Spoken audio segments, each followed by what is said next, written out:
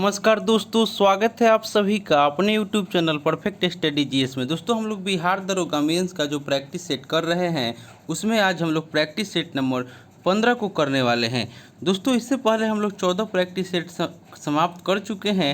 अगर उसे आपने नहीं देखे हैं तो मेरे प्लेलिस्ट में जाकर उसे देख सकते हैं। और दोस्तों यह प्रैक्टिस सेट हम लोग एडोटेरिया के बुक से कर रहे हैं। दोस्तों आपसे एक रिक्वेस्ट है, आप मेरे चैनल पर नए हैं तो प्लीज़ इसे सब्सक्राइब कर लें, इसे लाइक करना ना भूलें, दोस्तों में शेयर करें फेसबुक, व्हाट्सएप, टेलीग्राम के माध्यम से। और दोस्तों अगर आपको इसका पीडीएफ चाहिए तो डिस्क्रिप्शन में हम टेलीग्राम का लिंक दे देंगे, आप लोग वहां से इसका पीडीएफ प्राप्त कर लीजिएगा। और दोस्तों आप लोग बेल आइकन को भी दबा दीजिएगा, क्योंकि जो भी मैं वीडियो डालूंगा उसका नोटिफिकेशन आपको पहले प्राप्त होगा। और दोस्तों यह जो प्रैक्टिस सेट नंबर 15 है इस बुक का अंतिम प्रैक्टिस सेट नंबर है, जो कि इसमें 15 प्रैक्टिस सेट ही था। तो दोस्तों इससे पहले हम लोग और भी प्रैक्टिस सेट कर चुके हैं। केबीसी नैनो का हम लोग 23 प्रैक्टिस सेट समाप्त कर चुके हैं। उसके बाद प्लेटफॉर्म का वॉल्यूम 1 का प्रैक्टिस सेट समाप्त कर चुके हैं। ज्ञान बिंदु जीएस एकेडमी का जो प्रैक्टिस सेट है उसको समाप्त कर चुके हैं। अगर आप उसे नहीं देखे हैं तो मेरे प्लेलिस्ट में जाकर उसे देख सकते हैं। तो चलिए दोस्तों स्टार्ट करते हैं आज का प्रैक्टिस सेट। और दोस्तों जितना भी प्रैक्टिस सेट आप अभी तक किए हैं, आप कम से कम उसे 3 बार रिवीजन जरूर कीजिएगा। आज का पहला क्वेश्चन आपका हो जाएगा, कह रहा है कि ट्यूबलाइट की आंतरिक दीवारों पर किस पदार्थ का लेप चढ़ाया जाता है। एक का राइट आंसर हो जाएगा ऑप्शन नंबर बी, यानी कि फास्फोर का लेप चढ़ाया जाता है। ट्यूबलाइट की आंतरिक दीवारों पर फास्फोर का लेप चढ़ा रहता है और ट्यूबलाइट में पराबैंगनी किरणें उत्पन्न होती है और फास्फोर इन पराबैंगनी किरणों को अवशोषित कर निचली आवृत्ति की प्रकाश का उत्सर्जन करता है, जो सूर्य के प्रकाश के समान होता है, यानी कि option number B right answer हो जाएगा। नेक्स्ट देख लेते हैं। क्वेश्चन नंबर 2 में आपको कह रहा है कि अस्थायी चुंबक बनाने में किसका प्रयोग किया जाता है। 2 का राइट आंसर हो जाएगा ऑप्शन नंबर ए, यानी कि नर्म लोहा का प्रयोग किया जाता है। अस्थायी चुंबक बनाने में इस्पात का प्रयोग किया जाता है, जैसे लाउड स्पीकर और विद्युत मापक यंत्रों के चुंबक इस्पात के बनाए जाते हैं। वहीं नर्म लोहे का प्रयोग अस्थायी चुंबक बनाने हेतु किया जाता है, जैसे घंटी का ट्रांसफार्मर बनाने में प्रयुक्त चुंबक जो होता है, यानी कि ऑप्शन नंबर ए इसका राइट आंसर हो जाएगा। नेक्स्ट देख लेते हैं क्वेश्चन नंबर 3 कह रहा है कि हैली पुस्तल तारा अंतिम बार कब दिखाई दिया था। 3 का राइट आंसर हो जाएगा ऑप्शन नंबर ए, यह आपको 1986 ईस्वी में दिखाई दिया था और यह पुस्तल तारा आपको 76 वर्ष बाद दिखाई देगा, यानी कि आगे अब यह आपको 2062 ईस्वी में दिखाई देगा। और पुस्तल तारे सूर्य की परिक्रमा दीर्घवृत्तीय कक्षाओं में करते हैं। नेक्स्ट देख लेते हैं क्वेश्चन नंबर 4, यानी कि इसका right answer option number A हो जाएगा।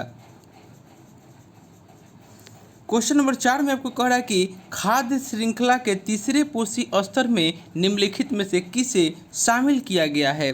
4 का राइट आंसर हो जाएगा ऑप्शन नंबर डी, यानी कि द्वितीयक उपभोक्ता। खाद्य श्रृंखला के तीसरे पोषी स्तर में आपको द्वितीयक उपभोक्ता को शामिल किया गया है, यानी कि option number D right answer हो जाएगा। नेक्स्ट देख लेते हैं क्वेश्चन नंबर 5 में खोज है और वैज्ञानिक है, यानी कि प्रकाश का आपका विद्युत प्रभाव दे रहा है। उसके बाद तापयानिक उत्सर्जन, थोड़ा सा छोटा इसको कर देते हैं, आपको इसका मिलान करना है, यानी कि खोज है और वैज्ञानिक है। यानी कि प्रकाश का विद्युत प्रभाव है, तापयानिक उत्सर्जन है, ट्रायोड बल्ब है और डायनामाइट है। 5 का मिलान कर लेते हैं, यानी कि आपको प्रकाश का विद्युत प्रभाव जो है वह आपको हो जाएगा हेनरिक हटर्ज, यानी कि ए का 4 हो जाएगा। उसके बाद तापयानिक उत्सर्जन जो है वह आपको हो जाएगा एडिसन, यानी कि बी का 1। फिर ट्रायोड बल्ब जो है यानी कि सी का 2 हो जाएगा, यानी कि लीडी फॉरेस्ट। और डायनामाइट का अल्फ्रेड नोबेल हो जाएगा, यानी कि डी का 3। इसका right answer option number B हो जाएगा। नेक्स्ट देख लेते हैं क्वेश्चन नंबर 6 में आपको कह रहा है कि आयोडीन के संश्लेषण के लिए आवश्यक है। 6 का राइट आंसर हो जाएगा ऑप्शन नंबर सी, यानी कि थायरॉक्सिन। आयोडीन थायरॉक्सिन के संश्लेषण के लिए आवश्यक है और थायरॉक्सिन हार्मोन वसा, प्रोटीन और कार्बोहाइड्रेट के उपापचय को बढ़ाता है, यानी कि ऑप्शन नंबर सी इसका राइट आंसर हो जाएगा।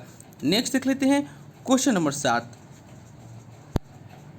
क्वेश्चन नंबर 7 में आपको कह रहा है कि इनमें से कौन सा पौधे की वृद्धि मापने के लिए प्रयुक्त उपकरण है। 7 का राइट आंसर हो जाएगा ऑप्शन नंबर ए यानी कि किस्कोग्राफ। किस्कोग्राफ पौधे की वृद्धि मापने के लिए किस्कोग्राफ का प्रयोग किया जाता है, जिसकी खोज जेसी बोस ने किया था। जेसी बोस के द्वारा किस्कोग्राफ की खोज किया गया, यानी कि ऑप्शन नंबर ए इसका राइट आंसर हो जाएगा।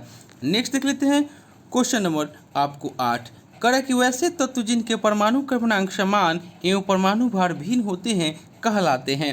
8 का राइट आंसर हो जाएगा ऑप्शन नंबर बी, यह आपको समस्थानिक कहलाते हैं। किसी तत्व के दो परमाणु जिनके परमाणु क्रमांक समान और परमाणु भार भिन्न भिन्न होते हैं समस्थानिक कहलाते हैं। और समस्थानिकों के परमाणु में प्रोटॉनों की संख्या समान होती है, परंतु न्यूट्रॉनों की संख्या भिन्न भिन्न होती है, यानी कि ऑप्शन नंबर बी इसका राइट आंसर हो जाएगा। क्वेश्चन नंबर 9 करा कि निम्नलिखित में से किस समूह के पादपों के बीज आवरण रहित होते हैं, यानी कि किस समूह के पादपों के जो बीज होते हैं वह आवरण रहित होते हैं, यानी कि 9 का राइट आंसर हो जाएगा ऑप्शन नंबर ए यानी कि अनावृत बीजी। अनावृत बीजी समूह के पादपों के बीज आवरण रहित होते हैं और जिन पौधों के बीज होते हैं उसे फैरोगेम्स कहते हैं। और ब्रायोफाइट्रा को वनस्पति जगत का उभयचर कहा जाता है। और आपको थैलोफाइटा का शरीर जड़, तना एवं पत्तियों में विभाजित नहीं रहता है, लेकिन यह थैल्स के रूप में रहता है, इसलिए इसे थैलोफाइटा कहते हैं, यानी कि इसका right answer option number A हो जाएगा। क्वेश्चन नंबर 10 करा कि कपड़ों की सूखी धुलाई में निम्नलिखित में से किसका प्रयोग होता है। 10 का राइट आंसर हो जाएगा ऑप्शन नंबर ए यानी कि बेंजाइन का प्रयोग होता है। बेंजाइन का प्रयोग कपड़ों में ड्राई क्लीनिक यानी कि सूखी धुलाई में होता है। और यह C7 से C9 तक के हाइड्रोकार्बन का मिश्रण होता है और इसका प्रयोग वार्निश बनाने में भी किया जाता है, यानी कि ऑप्शन नंबर ए इसका राइट आंसर हो जाएगा। नेक्स्ट देख लेते हैं क्वेश्चन नंबर 11 में आपको कह रहा है कि कोशिका की खोज किसके द्वारा किया गया। 11 का राइट आंसर हो जाएगा ऑप्शन नंबर डी, यह आपको रॉबर्ट हुक के द्वारा किया गया। रॉबर्ट हुक ने 1665 ईस्वी में कोशिका की खोज की। और ऑप्शन नंबर बी में दे रहा है विलियम हार्वे ने रक्त परिसंचरण की खोज की। और रॉबर्ट ब्राउन ऑप्शन ए में जो दे रहा है केंद्रक की खोज की। और डुजार्डिन ने जीव द्रव की खोज की, जो कि ऑप्शन नंबर सी में दे रहा है। इसका right answer option number D हो जाएगा। नेक्स्ट देख ले क्वेश्चन नंबर 12 में आपको कह रहा है कि डबल रोटी उद्योग में निम्नलिखित में से किस कवक का उपयोग किया जाता है। 12 का राइट आंसर हो जाएगा ऑप्शन नंबर सी यानी कि सैक्रोमासिस सेर्वेसी। डबल रोटी प्रयोग में मुख्यतः सैक्रोमासिस सेर्वेसी एवं ईस्ट नामक कवकों का प्रयोग किया जाता है। और एक रिकस का उपयोग सब्जी के रूप में किया जाता है, जो कि ऑप्शन नंबर बी में दे रहा है। और एस्परजिलस का उपयोग पनीर उद्योग में किया जाता है। उसके बाद म्यूकर का उपयोग साइट्रिक अम्ल के निर्माण में किया जाता है, जो कि ऑप्शन नंबर डी में दे रहा है। इसका right answer option number C हो जाएगा। 13 में आपको कह रहा है कि निम्नलिखित में से कौन सा जोड़ा सही सुमेलित नहीं है। 13 का राइट आंसर हो जाएगा ऑप्शन नंबर सी यानी कि अनावृत बीजी जो है वह आपको क्रूसीफेरी दे रहा है, यह आपका सही सुमेलित नहीं है। क्रूसीफेरी कुल के पौधे को आवृत बीजी होते हैं। क्रूसीफेरी कुल के पौधे जो होते हैं वह आपको आवृत बीजी होते हैं। मूली, शलजम एवं सरसों क्रूसीफेरी कुल के प्रमुख पौधे हैं। और अनावृत बीजी कुल का प्रमुख पौधा साइकस है। साइकस के तने से मंड निकाल कर खाने वाला साबूदाना बनाया जाता है, यानी कि ऑप्शन नंबर सी इसका राइट आंसर हो जाएगा। ब्रायोफाइटा एस्फेगनम सही है, टेरिडोफाइट्स फर्न सही है और आवृत बीजी लेगुमिनोसी सही है। ऑप्शन नंबर सी जो है यह सुमेलित नहीं है। क्वेश्चन नंबर 14 करा कि प्रकाश संश्लेषण की दर किस रंग के प्रकाश में सर्वाधिक होती है। 14 का राइट आंसर हो जाएगा ऑप्शन नंबर बी, लाल रंग के प्रकाश में आपको सर्वाधिक होती है। वह बैंगनी रंग के प्रकाश में प्रकाश संश्लेषण की दर सबसे कम होती है और प्रकाश संश्लेषण की क्रिया क्लोरोप्लास्ट में संपन्न होती है, यानी कि ऑप्शन नंबर बी इसका राइट आंसर हो जाएगा। क्वेश्चन नंबर 15 करा कि मानव शरीर का कौन सा अंग शरीर में उत्पन्न होने वाली जीव विषों को प्रभावहीन कर देता है। 15 का राइट आंसर हो जाएगा ऑप्शन नंबर ए, यानी कि यकृत। यकृत शरीर में उत्पन्न होने वाली टॉक्सिन को समाप्त कर देता है तथा शरीर की सुरक्षा करता है और यह मानव शरीर की सबसे बड़ी ग्रंथि है और इसका वजन 1.5 से 2 केजी तक होता है और यह वसा, कार्बोहाइड्रेट एवं प्रोटीन के उपपथ्य में सक्रिय भाग लेता है, यानी कि ऑप्शन नंबर ए इसका राइट आंसर हो जाएगा। क्वेश्चन नंबर 16 में आपको कह रहा है कि निम्नलिखित में से असत्य कथन की पहचान करें। 16 का राइट आंसर हो जाएगा ऑप्शन नंबर सी, यानी कि यह स्वाद पदार्थों में खाद उत्पन्न करती है। यह स्वाद पदार्थों में खाद उत्पन्न करती है, यह कथन जो है यह आपका असत्य है। यानी कि वसा जो है खाद्य पदार्थों में स्वाद उत्पन्न करती है और भोजन को रुचिकर बनाती है, साथ ही यह ठोस रूप में शरीर को ऊर्जा प्रदान करती है और यह त्वचा के नीचे जमा होकर शरीर के ताप को भी नियंत्रित करता है, यानी कि यह वसा के बारे में कह रहा है। देख लेते हैं और ऑप्शन, प्रोटीन की कमी से शरीर की मांसपेशियां कमजोर हो जाती है, सही है। यह कोशिकाओं की वृद्धि एवं मरम्मत करती है, सही है। और यह एंटीबॉडीज के रूप में शरीर की सुरक्षा करता है, भी सही है। ऑप्शन नंबर सी जो है यह आपका कथन असत्य हो जाएगा। नेक्स्ट देख लेते हैं क्वेश्चन नंबर 17 में आपको विटामिन है और उसका स्रोत दिया हुआ है, इसको हम लोग देख लेते हैं। यानी कि आपको विटामिन ए जो है वह आपका हो जाएगा दूध, उसके बाद विटामिन बी12 जो है वह आपको हो जाएगा मांस, और विटामिन सी जो है वह संतरा हो जाएगा, और विटामिन डी जो है वह आपको मछली हो जाएगा, यानी कि 17 का right answer option number B हो जाएगा। नेक्स्ट देख लेते हैं क्वेश्चन नंबर 18। क्वेश्चन नंबर 18 में आपको कह रहा है कि किस हार्मोन के अल्प स्रवण से बौनापन की समस्या उत्पन्न होती है।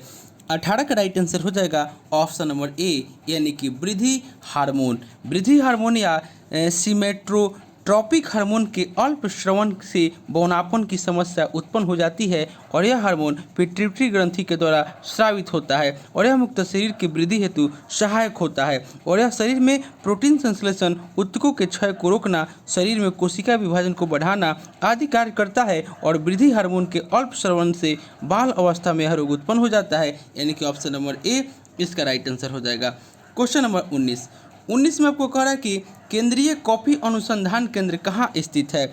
19 का राइट आंसर हो जाएगा ऑप्शन नंबर सी, यानी कि आपको चिकमंगलुरु में है। केंद्रीय कॉफी अनुसंधान संस्थान चिकमंगलुरु में स्थित है और भारत में सर्वाधिक कॉफी कर्नाटक के कुर्ग जिले में उगाई जाती है और संसार का सर्वाधिक कॉफी उत्पादक देश ब्राजील है, यानी कि इसका right answer option number C हो जाएगा। नेक्स्ट देख लेते हैं क्वेश्चन नंबर 20। करा कि संगीत नाटक अकादमी की स्थापना कब की गई।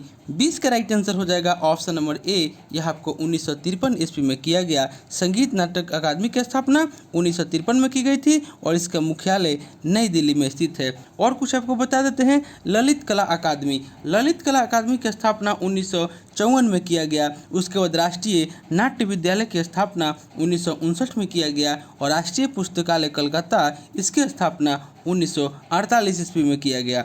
नेक्स्ट देख लेते हैं क्वेश्चन नंबर 21 में कह रहा है कि निम्नलिखित में से कौन एक जल प्रदूषण का कारण नहीं है। 21 का राइट आंसर हो जाएगा ऑप्शन नंबर डी, यानी कि जीवाश्म ईंधन का आपको जलना जो है यह आपको जल प्रदूषण का कारण नहीं है। जीवाश्म ईंधन के जलने से वायु प्रदूषण फैलता है और जीवाश्म ईंधन का प्रयोग उद्योग, यातायात एवं घरेलू कार्यों में होता है और इसके अंतर्गत कोयला एवं पेट्रोलियम पदार्थ तथा गैस आदि आते हैं, यानी कि ऑप्शन नंबर डी इसका राइट आंसर हो जाएगा। क्वेश्चन नंबर 22 करा कि निम्नलिखित में से कौन सी गैस ग्रीन हाउस प्रभाव नहीं उत्पन्न करती है। 22 का राइट आंसर हो जाएगा ऑप्शन नंबर सी, यानी कि हाइड्रोजन जो है हाइड्रोजन गैस ग्रीन हाउस प्रभाव नहीं उत्पन्न करती है, बाकी सभी गैस ग्रीन हाउस प्रभाव उत्पन्न करती है और सर्वाधिक ग्रीन हाउस प्रभाव कार्बन डाइऑक्साइड उत्पन्न करता है, यानी कि ऑप्शन नंबर सी इसका राइट आंसर हो जाएगा। क्वेश्चन नंबर 23 कह रहा है कि ओजोन परत संरक्षण दिवस किस तिथि को मनाया जाता है। 23 का राइट आंसर हो जाएगा ऑप्शन नंबर बी, यह आपको 16 सितंबर को मनाया जाता है। 16 सितंबर को अंतर्राष्ट्रीय ओजोन संरक्षण दिवस मनाया जाता है और 16 सितंबर 1987 को कनाडा के मॉन्ट्रियल में ओजोन क्षयकारी पदार्थों के उत्पादन को सीमित करने हेतु 33 देशों की एक समझौते पर हस्ताक्षर किया गया था। इसी कारण इस दिन प्रतिवर्ष ओजोन परत संरक्षण दिवस मनाया जाता है, यानी कि option number B right answer हो जाएगा। क्वेश्चन नंबर 24 करा कि International Union for Conservation of Nature की स्थापना कब हुई थी, यानी कि IUCN की स्थापना पूछ रहा है। 24 का राइट आंसर हो जाएगा ऑप्शन नंबर सी, 1948 ईस्वी में हुई थी। नेक्स्ट देख लेते हैं क्वेश्चन नंबर 25। करा कि निम्नलिखित में से किस ग्रह की घूर्णन गति सर्वाधिक है। 25 का राइट आंसर हो जाएगा ऑप्शन नंबर सी, यानी कि बृहस्पति ग्रह की। आपको यह करीब 10 घंटे में अपने अक्ष पर एक बार घूम जाता है। नेक्स्ट देख लेते हैं क्वेश्चन नंबर यानी कि 26। करा कि बाघ की गुफा का संबंध किस राज्य से है। 26 का राइट आंसर हो जाएगा ऑप्शन नंबर सी, यह आपको मध्य प्रदेश राज्य से है। बाघ की गुफा मध्य प्रदेश में स्थित है और इन गुफाओं का निर्माण गुप्त राजाओं के द्वारा किया गया था। ग्वालियर के समीप बाघ नामक स्थान पर बिंद पहाड़ियों को काटकर बनाई गई है, यानी कि option number C right answer हो जाएगा। Question number 27। करा कि निम्नलिखित में से बेमेल जोड़े की पहचान करें। 27 का राइट आंसर हो जाएगा ऑप्शन नंबर डी, यानी कि राज तरंगिणी जो पाणिनि दे रहा है यह आपका बेमेल जोड़ा है। यानी कि राज तरंगिणी के लेखक कलहन थे और इस पुस्तक में कश्मीर के इतिहास का वर्णन है और अर्थशास्त्र का संबंध मोरवंश से है। पंचतंत्र विष्णु शर्मा सही है, रत्नावली हर्षवर्धन सही है और अर्थशास्त्र चाणक्य सही है। ऑप्शन नंबर डी जो है यह आपका बेमेल हो जाएगा। नेक्स्ट देख लेते हैं क्वेश्चन नंबर 28। करा कि लोथल का उत्खनन किनके द्वारा करवाया गया था। 28 का राइट आंसर हो जाएगा ऑप्शन नंबर ए, यह आपको रंगनाथ राव के द्वारा करवाया गया था। लोथल के उत्खननकर्ता रंगनाथ राव थे। रोपर के उत्खननकर्ता जो थे वह आपको यज्ञदत्त शर्मा थे। उसके बाद बनवाली के उत्खननकर्ता रविंद्र सिंह बिष्ट थे और आपको चनहुद्रू के उत्खननकर्ता जो थे वह आपको गोपाल मजूमदार थे। इसका right answer option number A हो जाएगा। क्वेश्चन नंबर 29 कह रहा है कि अरबों ने भारत पर पहला सफल आक्रमण कब किया था। 29 कह रहा है कि अरबों ने भारत पर पहला सफल आक्रमण कब किया था। 29 का राइट आंसर हो जाएगा ऑप्शन नंबर बी, यानी कि 712 ईस्वी में। अरबों ने भारत पर पहला सफल आक्रमण मोहम्मद बिन कासिम के नेतृत्व में 712 ईस्वी में किया था और इनका यह आक्रमण सिंध पर किया गया था। इस समय सिंध का राजा दाहिर था, यानी कि option number B right answer हो जाएगा। क्वेश्चन नंबर 30 में आपको कह रहा है कि निम्नलिखित में से असत्य कथन का पहचान करना है। निम्नलिखित में से असत्य कथन की पहचान करें। 30 का राइट आंसर हो जाएगा ऑप्शन नंबर डी, यानी कि बलबन 1270 ईस्वी में दिल्ली की गद्दी पर बैठा। यह कथन जो है असत्य है। बलबन जो था वह आपको 1266 ईस्वी में गियासुद्दीन बलबन के नाम से दिल्ली की गद्दी पर बैठा और इसने राज दरबार में सिजदा एवं पैबोस प्रथा की शुरुआत करवाई और इसने अपने विरोधियों के प्रति कठोर लोह एवं रक्त की नीति का पालन किया। इसके दरबार में फारसी के प्रसिद्ध कवि अमीर खुसरो एवं अमीर हसन रहते थे, यानी कि ऑप्शन नंबर डी इसका राइट आंसर हो जाएगा। और ऐबक की मृत्यु के समय इल्तुतमिश बदायूं का गवर्नर था, सही है। इल्तुतमिश ने चांदी का टक्का एवं तांबे का जीतल नामक सिक्का जारी कर दिया था, यह भी सही है। और बलबन लोह एवं रक्त की नीति का पालन किया, यह भी सही है। ऑप्शन नंबर डी जो है यह सुमेलित नहीं है, कथन असत्य हो जाएगा। 31 में कह रहा है कि निम्नलिखित में से किस सिख गुरु ने तरन तारण साहिब स्थापना की थी। तरन तारण साहिब की स्थापना की थी। 31 का राइट आंसर हो जाएगा ऑप्शन नंबर सी, यानी कि गुरु अर्जुन देव। गुरु अर्जुन देव के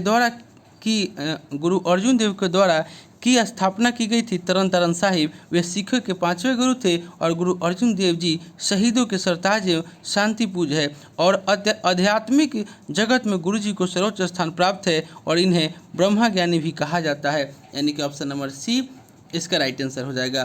क्वेश्चन नंबर 32 करा कि दिल्ली पर आक्रमण करने वाला प्रथम पेशवा कौन था। 32 का राइट आंसर हो जाएगा ऑप्शन नंबर ए, यानी कि बाजीराव प्रथम।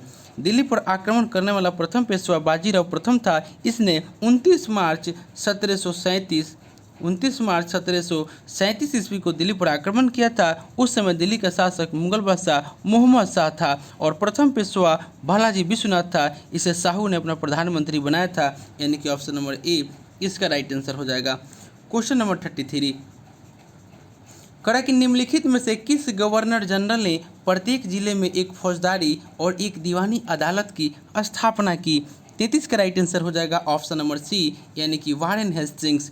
वारेन हेस्टिंग्स ने 1772 ईस्वी में प्रत्येक जिले में एक फौजदारी तथा दीवानी अदालतों की स्थापना की और इसने 1781 ईस्वी में कलकत्ता में मुस्लिम शिक्षा के विकास हेतु प्रथम मदरसा की स्थापना की और इसने राजकीय कोषागार को मुर्शिदाबाद से हटा करके कलकत्ता लाया, यानी कि ऑप्शन नंबर सी इसका राइट आंसर हो जाएगा।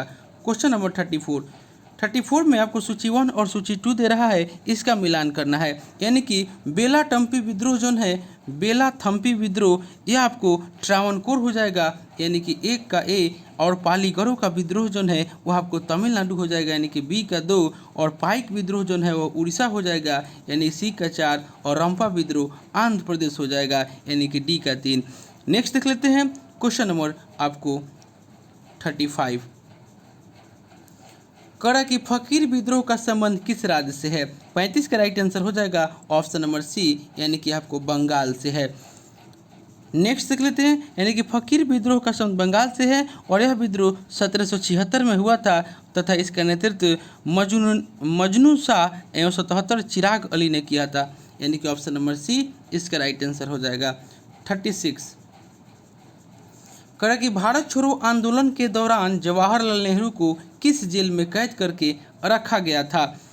36 का राइट आंसर हो जाएगा option number C, Almora jail. दोस्तों अल्मोड़ा जेल इसके पहले वाला प्रैक्टिस सेट में भी दिया था ये क्वेश्चन, उसमें भी आंसर आपको अल्मोड़ा जेल ही दिया था, लेकिन इसका राइट आंसर होना चाहिए अहमदनगर जेल। तो इसको आप लोग सुधार लीजिएगा, क्योंकि आपको घटना चक्र में भी अहमदनगर जेल दे रहा है, इसलिए इसका right answer option number B हो जाएगा, यानी कि अहमदनगर जेल। पहले आपको अहमदनगर जेल में ही आपको रखा गया था और उसके बाद अल्मोड़ा जेल ले गया गया था, इसीलिए कोई बुक इसको कन्फ्यूजन से इसका right answer option number C दे रहा है, लेकिन इसका होना चाहिए बी, यानी कि अहमदनगर जेल।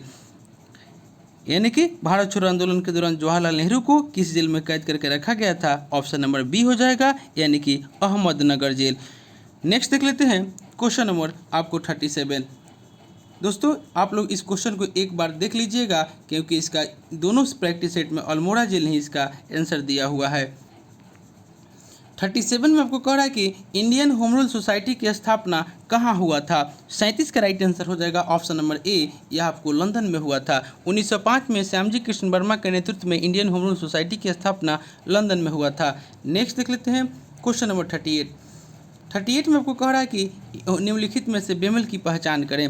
38 का राइट आंसर हो जाएगा ऑप्शन नंबर सी, यानी कि न्यू इंडिया और अरविंद घोष जो दे रहा है यह आपका बेमेल हो जाएगा। न्यू इंडिया और कॉमनवेल्थ समाचार पत्रों का प्रकाशन एनी बेसेंट के द्वारा किया गया था, और केसरी एवं मराठा का संपादन तिलक के द्वारा किया गया था। इंडियन मिरर केशव चंद्र सेन सही है, सत्यार्थ प्रकाश दयानंद सरस्वती सही है, और कामरेड मोहम्मद अली सही है। ऑप्शन नंबर सी जो है यह बेमेल हो जाएगा।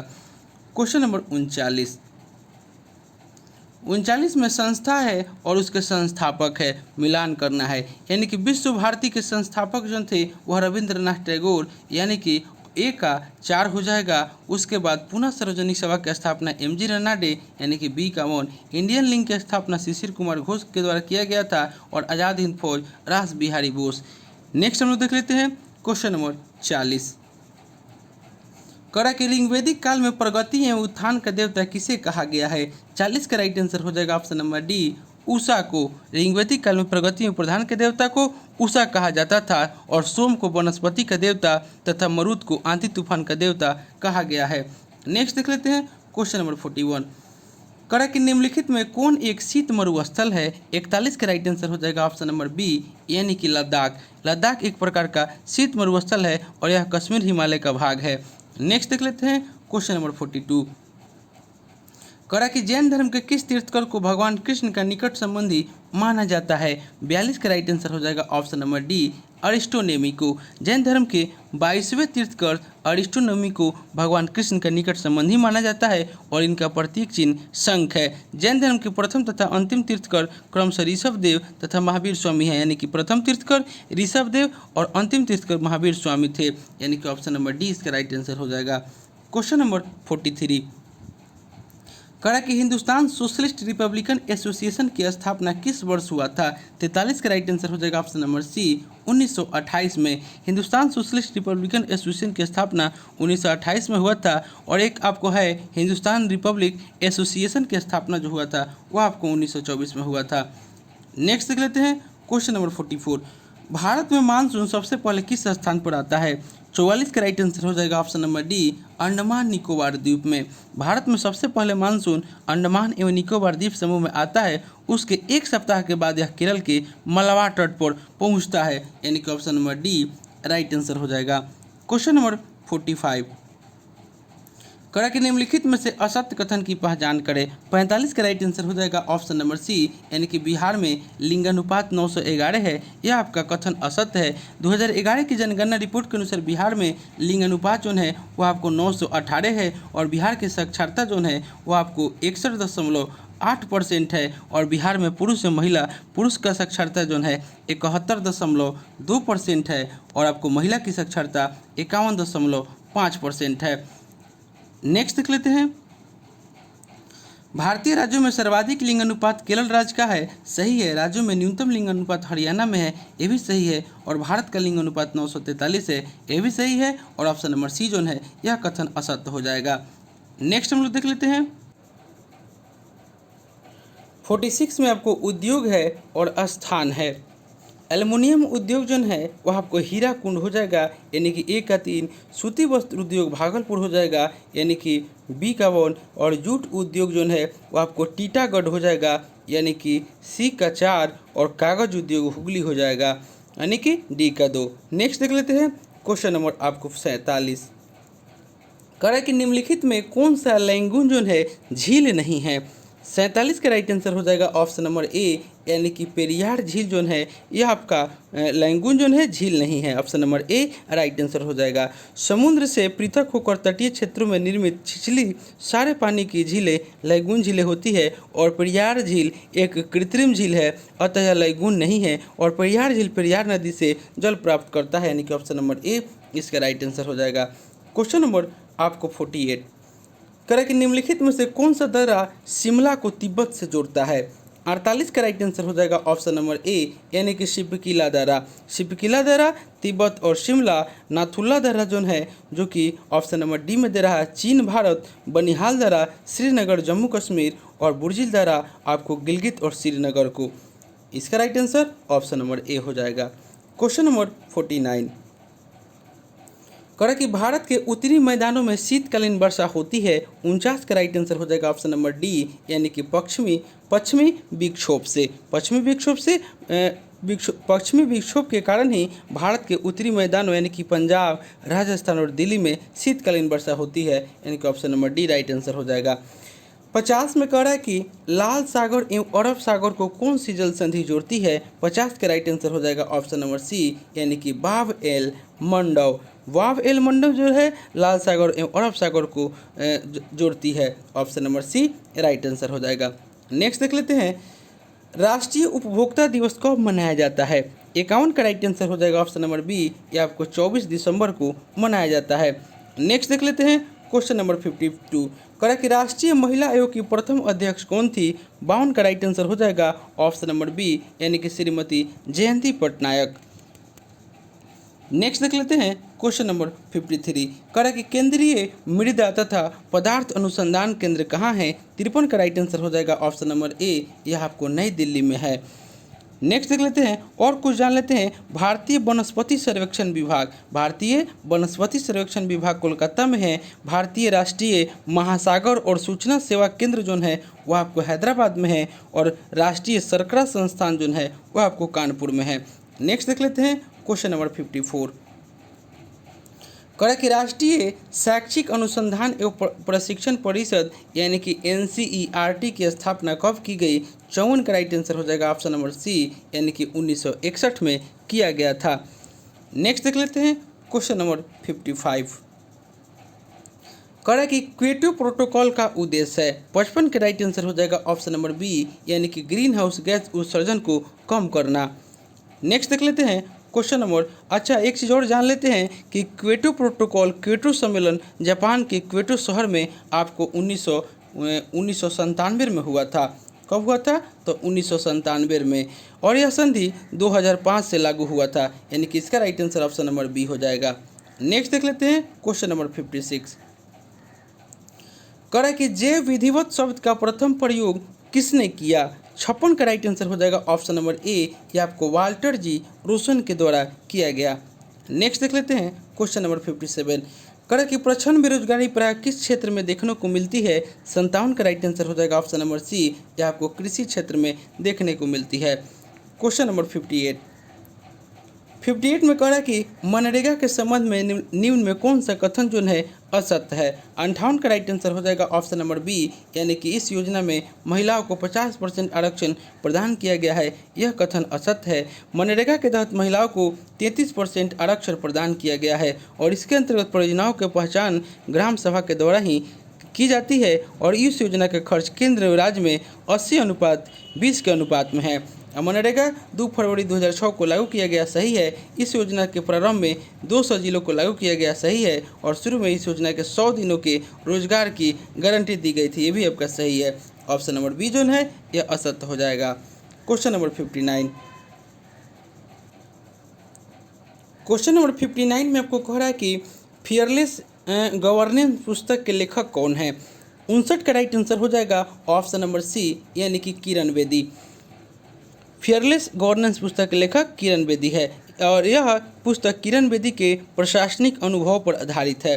नेक्स्ट देख लेते हैं क्वेश्चन नंबर 60, करें कि अंतर्राष्ट्रीय सीमा शुल्क दिवस प्रतिवर्ष कब मनाया जाता है। 60 का राइट आंसर हो जाएगा ऑप्शन नंबर बी, यह आपको 26 जनवरी को मनाया जाता है। नेक्स्ट देख लेते हैं क्वेश्चन नंबर 61, करें कि महाजन समिति का संबंध किस उद्योग से संबंधित है। 61 का राइट आंसर हो जाएगा ऑप्शन नंबर सी, यह आपको चीनी उद्योग से संबंधित है। चीनी की कीमत नीति में बदलाव हेतु 1998 ईस्वी में बीबी महाजन समिति का गठन किया गया था और इसने सरकार को चीनी की कीमत निर्धारण को पूरी तरह विनियंत्रित करने की सिफारिश की। Option number C right answer हो जाएगा। क्वेश्चन नंबर 62, कहा कि निम्नलिखित में से कौन एक नवरत्न कंपनी है। 62 का राइट आंसर हो जाएगा ऑप्शन नंबर बी, यानी कि ग्रामीण विद्युतीकरण निगम जो है यह आपको एक नवरत्न कंपनी है। ग्रामीण विद्युतीकरण एक नवरत्न कंपनी है, जबकि अन्य सभी महारत्न कंपनियां हैं और वर्तमान में कुल आपको 14 जो है वह नवरत्न कंपनियां हैं। नेक्स्ट देख लेते हैं क्वेश्चन नंबर 63, करा कि निम्नलिखित में से कौन रिजर्व बैंक का कार्य नहीं है। 63 का राइट आंसर हो जाएगा ऑप्शन नंबर डी, यानी कि व्यापार नीति का निर्धारण। नेक्स्ट देख लेते हैं क्वेश्चन नंबर 64, करा कि निम्नलिखित में से कौन सा कर जो है वह प्रत्यक्ष कर नहीं है। 64 का राइट आंसर हो जाएगा ऑप्शन नंबर सी, यानी कि बिक्री कर। बिक्री कर जो है यह आपको प्रत्यक्ष कर नहीं है। प्रत्यक्ष कर जो कर सीधे सरकार को दिया जाता है वह सीधे कर दाता पर लगाया जाता है और कर का दायित्व तो अन्य करदाताओं पर नहीं डाला जा सकता है। उदाहरण के लिए कारपोरेट कर, न्यूनतम वैकल्पिक कर, लाभांश वितरण कर, प्रतिभूति लेन देन कर और पूंजीगत लाभ आदि, यानी कि ऑप्शन नंबर सी इसका राइट आंसर हो जाएगा।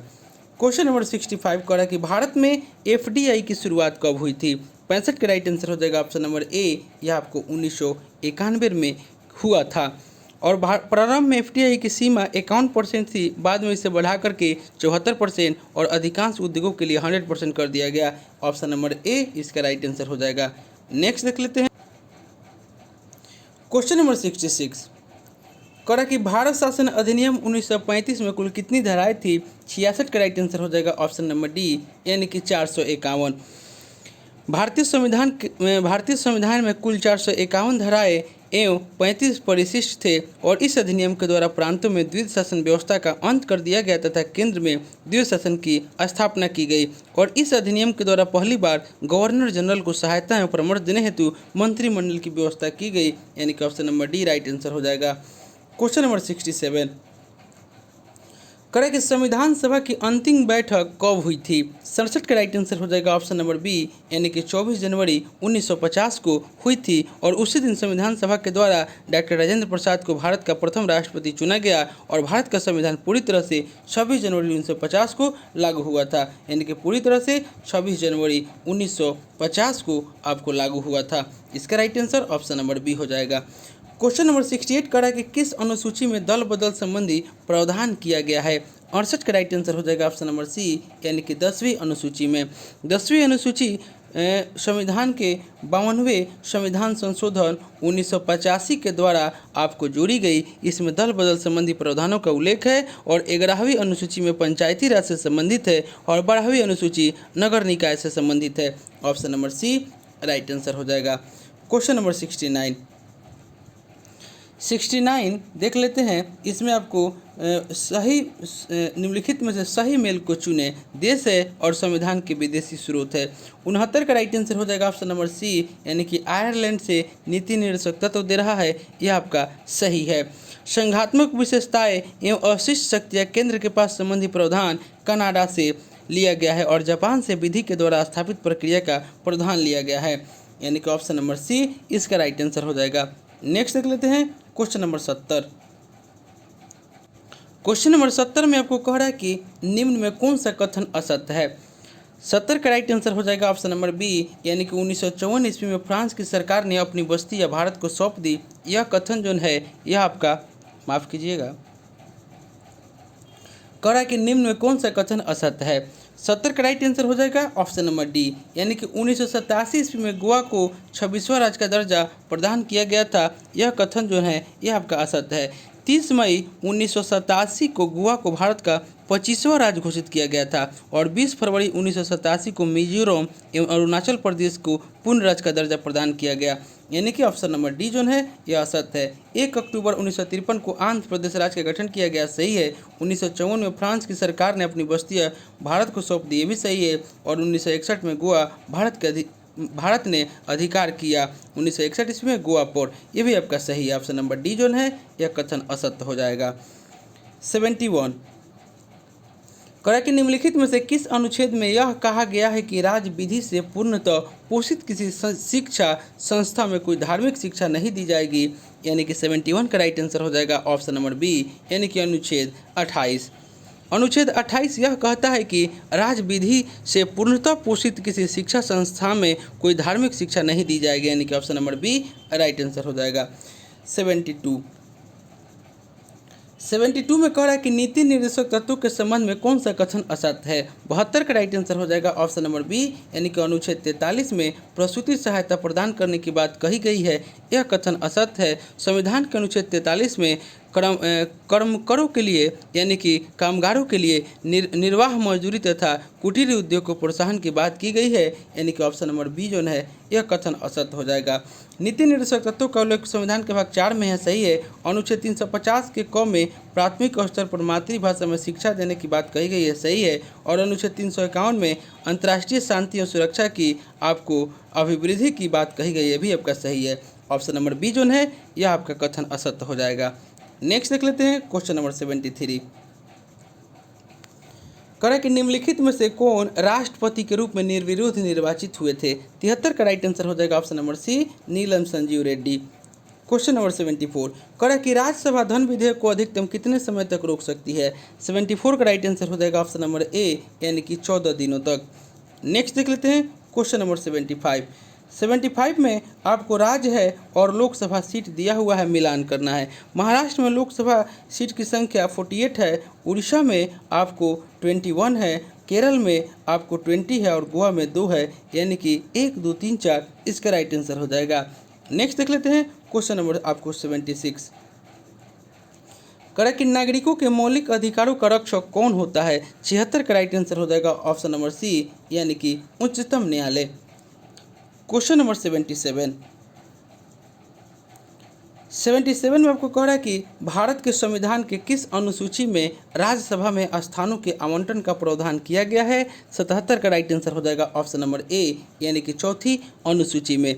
चौथी अनुसूची में राज्यसभा में सीटों का आवंटन है। 5वीं अनुसूची में अनुसूचित क्षेत्रों और अनुसूचित जनजाति के प्रशासन एवं नियंत्रण है और 6ठी अनुसूची में असम, मेघालय, त्रिपुरा और मिजोरम राज्यों में जनजातीय क्षेत्रों के प्रशासन के बारे में है और 7वीं अनुसूची में विधायी शक्तियों का वितरण है, यानी कि ऑप्शन नंबर ए इसका राइट आंसर हो जाएगा। क्वेश्चन नंबर 78 में कह रहा है कि राज्यपाल पद ग्रहण से पूर्व किसके समक्ष पद एवं गोपनीयता की शपथ लेता है। 78 का राइट आंसर हो जाएगा ऑप्शन नंबर सी, यानी कि उच्च न्यायालय के मुख्य न्यायाधीश के समक्ष। Option number C right answer हो जाएगा। नेक्स्ट देख लेते हैं क्वेश्चन नंबर 79 कह कि विधान परिषद का सदस्य बनने हेतु न्यूनतम आयु सीमा कितनी होनी चाहिए। 79 का राइट आंसर हो जाएगा ऑप्शन नंबर बी, यानी कि 30 वर्ष। विधान परिषद का सदस्य बनने हेतु न्यूनतम उम्र 30 वर्ष है और विधान परिषद के सदस्यों का कार्यकाल 6 वर्ष का होता है और यह प्रत्येक दूसरे वर्ष 1/3 सदस्य जो है अवकाश ग्रहण करते हैं, यानी कि option number B right answer हो जाएगा। और आज का अंतिम क्वेश्चन कह रहा है कि किस संविधान संशोधन के द्वारा 6 से 14 वर्ष के बच्चों के लिए निःशुल्क एवं अनिवार्य शिक्षा को मौलिक अधिकार के रूप में मान्यता प्रदान की गई। 80 का राइट आंसर हो जाएगा ऑप्शन नंबर सी, यानी कि 86वां संशोधन अधिनियम 2002 के द्वारा। और ये आपको संविधान के अनुच्छेद 21 के क में है। ऑप्शन नंबर सी इसका राइट आंसर हो जाएगा। तो दोस्तों यह प्रैक्टिस सेट हम लेकर आए थे, यह आपको बिहार दरोगा मेंस का प्रैक्टिस सेट नंबर 15 था, जो कि यह अंतिम प्रैक्टिस सेट था। इससे पहले हम लोग 14 प्रैक्टिस सेट कर चुके हैं। अगर उसे आपने नहीं देखे हैं तो मेरे प्लेलिस्ट में जाकर उसे देख सकते हैं। और दोस्तों आप जितना भी प्रैक्टिस सेट हम कराए हैं उसे आप 3 बार कम से कम रिवीजन जरूर कीजिएगा। और दोस्तों आप मेरे चैनल पर नए हैं तो प्लीज़ इसे सब्सक्राइब कर लें, इसे लाइक करना ना भूलें, दोस्तों में शेयर करें फेसबुक, व्हाट्सएप, टेलीग्राम के माध्यम से। और दोस्तों अगर आपको इसका PDF चाहिए तो डिस्क्रिप्शन में हम टेलीग्राम का लिंक दे दिए हैं, आप लोग वहां से प्राप्त कर सकते हैं। तो चलिए दोस्तों मिलते हैं नेक्स्ट वीडियो में, तब तक के लिए धन्यवाद।